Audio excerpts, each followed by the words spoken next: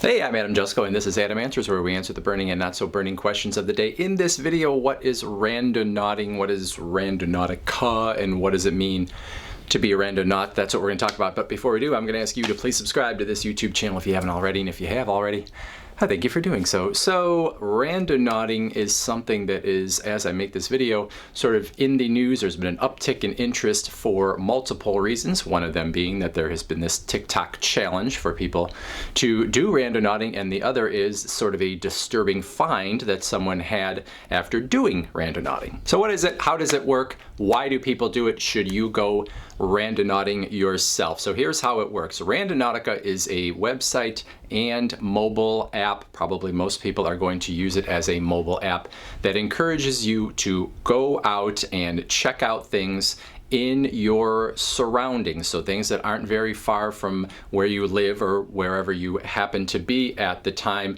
but places that maybe you normally would never go to, and it does so in a random fashion, which is where the name Randonautica and Randonaut come from. So it encourages you to go to places that maybe you wouldn't see because you tend to take the same routes to school, to work, to go shopping, whatever. You know, we can just fall into patterns and we go the exact same routes, the same places over and over again, and this app encourages you to go out and check out things that you would not normally do otherwise. So basically all Randonautica does is it asks you for your location, you choose a certain radius from home, and it finds a random point within that radius for you to go to and check out. You can go after you sort of give it a spin and it gives you a place to go to. You can either go to that place and check it out, or you can say, I don't want to go to that place, and you can choose another place. But the idea is that it gives you a place to go to, and it's not like it looks for a landmark. It just gives you a latitude and longitude essentially and says this is the spot on the map where you should go. So it's not like you know there's going to be any attraction there, and it's not like there's necessarily anything that says there's going to be something interesting on the way. It is just a place to go, and it's probably a place that you haven't gone before. So that's really it, but Randonautica adds sort of another layer to try and make things more interesting and maybe more fun. So the way they actually find that random point is they use something from the Australian National University that's called a quantum random number generator, or quantum random number server is what is actually at the university. And what it does is it essentially plots a lot of random points around in that radius from wherever you are, and as they sort of put those points on the map at random, just at random, those points are going to start to kind of coalesce. So in some places there are going to be more points, and in some places there are going to be fewer points or no points at all. And you can sort of see how that works in this screen here from the random number generator. This is just using a grid, but you can sort of get an idea where some places are getting darker while other places stay very light. So when you are doing this randomness, you are finding some places that are going to just by chance have more points chosen. And so then that idea, when you plot that onto the map that is close to where you are located, is that there are going to be those places where there are many points, those places that are few points, and those places where maybe there are no points at all. So those places that have a lot of points, they are calling that attractors within the Randonautica app. The places that have very few or no points, those are called void places within the Randonautica. And then there is also anomaly, and that is, if I understand correctly, it is either the attractor or the void place if there is such a distribution of attractor or void points that it would be even beyond what you would normally think is mathematically probable. So it's sort of like you're almost choosing the best of in terms of whether it had a lot of points or very few points. So if you want attractors, you can choose that. You can choose void, or you can choose anomaly when you sort of give it a spin. Now there's no good reason that you should choose one or the other, really. It's sort of like, in your head, if you think it's more interesting to choose attractor or more interesting to choose void or choose anomaly, that's really all you're doing. There's no good reason to believe that any of them are going to give you a better result than any others. Now, to try to add a little layer of mystery to the whole thing, Randonautica also asks you or suggests that you do an intention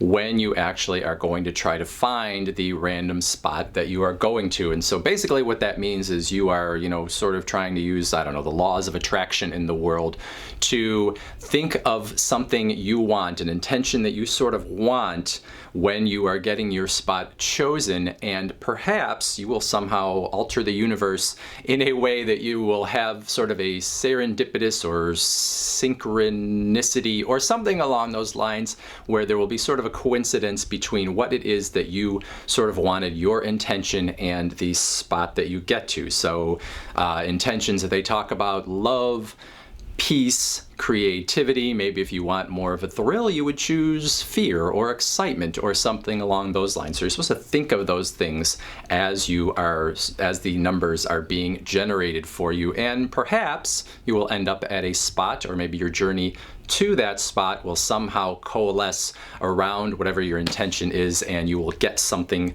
out of it that, maybe you didn't think you were going to otherwise. Now, of course, you can just use it for fun and forget all about the intention and just go to a random spot. That's fine too. Now, I said earlier, as I'm making this video, Randonautica is sort of having a moment because, number one, there is a TikTok challenge, so people have been challenged to sort of use Randonautica and show what happens when they do. And then number two, there is the sort of viral story of two girls who used Randonautica in the Seattle area and ended up on a beach finding human remains in a suitcase. Now, the human remains part definitely is true, because I've seen stories that say the police have sort of confirmed that's true. Whether the girls really found it via Randonautica, that part I'm not 100% sure about. But what's true on the internet, really? It makes for an interesting story, and so I'm gonna believe it. So I gave Randonautica a shot. I wanted to be a randonaut and do some randonauting, and so I did multiple spins of the wheel as far as I'm concerned. That's kind of how I think of it, and found those random spots. I even did some intentions, even though I felt very silly doing it. For the most part, I kept getting sort of boring local residential neighborhoods that, I just thought, I've been in that neighborhood before. I'm not going to go there again to check this out. But when I expanded the distance from my home and made that radius bigger, so by default it's 3,000 meters, which is a little bit less than 2 miles, but you can go all the way to 10,000 meters, and 10,000 meters is more like 6 miles. So for me, when I extended it out to that 6-mile radius, I got some more interesting potential places to go. So I did go to one place, and to be honest with you, it wasn't all that exciting, and I would think for most people when they do this, they're probably not going to have that many exciting adventures. Hopefully most people aren't going to end up finding a bad smelling suitcase on the beach. But if you did it enough times, I could see how it would be something where you probably would have some serendipitous experiences and see some stuff that you wouldn't normally see. And of course, it is a fun way really just to hang out with your friends and go somewhere where you maybe wouldn't go otherwise, because you always do the same things with your friends every single time, right? So who knows what you might see? You might see some interesting public art. You might see a historical marker of something kind of cool that happened in your local neighborhood that you were completely unaware of because no one talks about it anymore.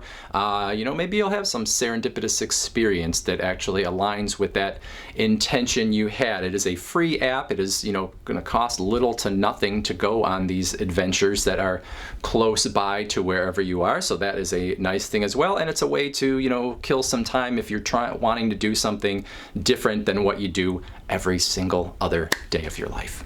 So that is randonauting. If you have done any randonauting, I would love to hear your experiences with it. If there's anything I left out or didn't make clear, put it in the comments section below, and I'll do my best to answer it. Otherwise, I thank you for watching, and we'll see you next time.